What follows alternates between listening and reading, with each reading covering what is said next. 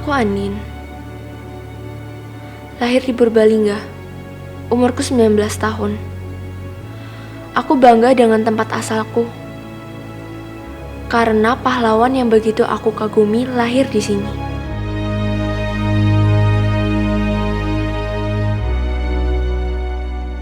Ya, Panglima Besar Sudirman lahir di Purbalingga. Namun, ada sesuatu yang selalu mengganggu pikiranku. Di banyak tempat, aku menyaksikan begitu banyak warga miskin. Bah, jumlahnya fantastis. Lebih dari 140.000 jiwa.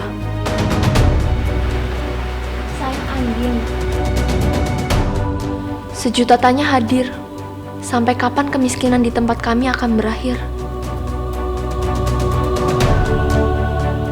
Sejak dulu, daerahku menjadi yang termiskin di antara 4 kabupaten tetangga sekaresidenan Banyumas. Bahkan di antara 35 kabupaten dan kota se-Jawa Tengah, Purbalingga menempati ranking 5 wilayah paling miskin. Saat penat, aku tidak perlu jauh-jauh pergi ke daerah lain. Cukup berkeliling ke kaki Gunung Selamat, pemandangan dan indah terhampar menyejukkan mata dan hati. Hamparan tanaman sayur benar-benar membuat semangatku tumbuh kembali. Namun seketika kesedihan kembali hadir saat mendengar keluh para petani sayur yang bercerita betapa sering mereka merugi saat panen tiba.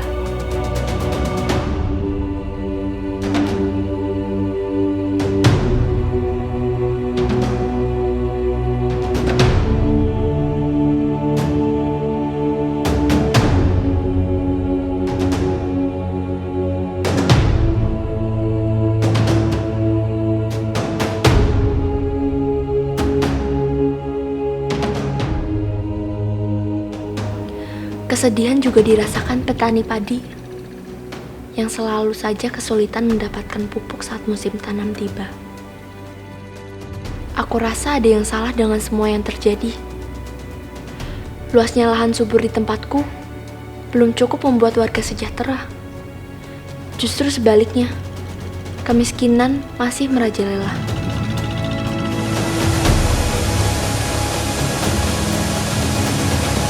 Setiap sudut kotaku juga memiliki aneka keindahan alam. Air terjun dan kolam mata air alami bukan hal yang sulit ditemukan.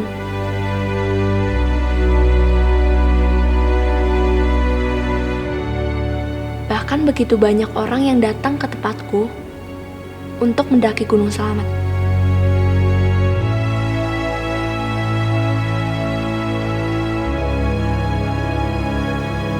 Penduduk Purbalingga yang aku kenal adalah pekerja keras.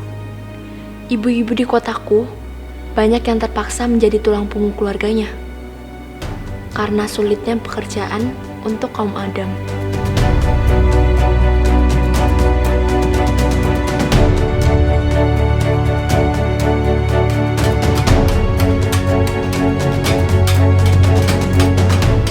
Di perkotaan, saudaraku banyak membuat knalpot. Bagus sekali kualitasnya, meskipun hanya dibuat secara manual.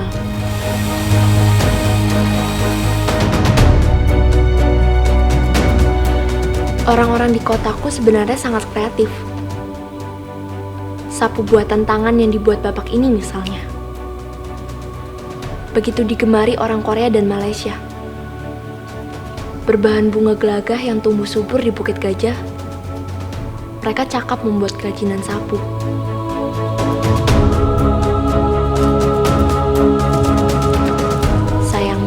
Para pengrajin saat ini dibayang-bayangi ketakutan karena usaha mereka semakin surut.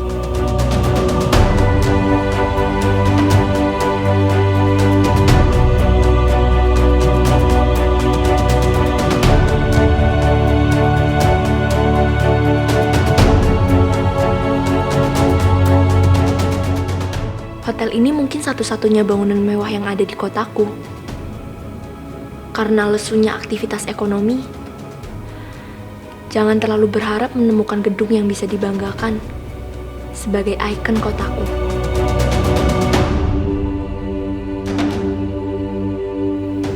Sebaliknya, bangunan-bangunan entah berantah bahkan mangkrak ada di mana-mana.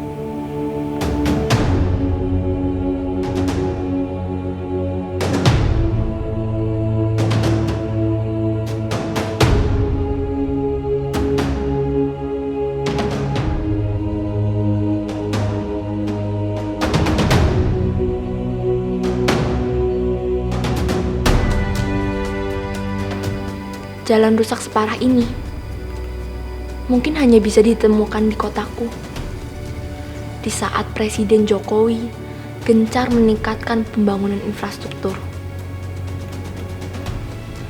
Ingin rasanya berharap pemerintah bisa selesaikan segala kegundahanku. Namun seketika aku menjadi sesak saat membaca berita para pejabat di kotaku berkali-kali ditangkap aparat penegak hukum karena korupsi. Celakanya, saat pilkada seperti sekarang ini, mantan napi korupsi pun turut mencalonkan diri. Sungguh memilukan.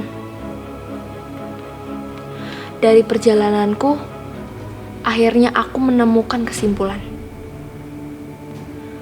Pemerintahan yang korup adalah sebab musabab langgengnya kemiskinan di kotaku. Uang negara dengan begitu gampang dirampok. Proyek-proyek dikerjakan semaunya.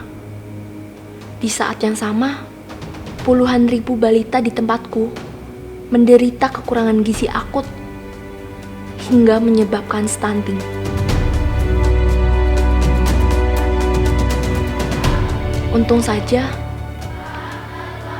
tempatku lahir masih memiliki para kiai yang dengan tekun mendidik santrinya. Bersama mereka, aku memimpikan terjadi perubahan. Ya, Purbalingga butuh perubahan sekarang juga. Untuk mengakhiri pemerintahan korup yang menyebabkan kemiskinan. Dan menyelamatkan nasib balita di tempatku. Aku yakin hari ini seluruh warga Purbalingga akan bersatu mewujudkan mimpi perubahan itu menjadi kenyataan. Semangat perubahan inilah yang tampaknya mampu membuat bangga kembali Panglima Besar Sudirman.